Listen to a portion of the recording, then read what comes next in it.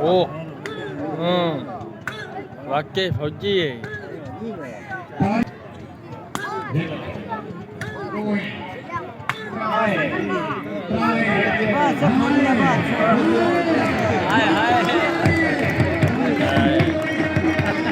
saya tuh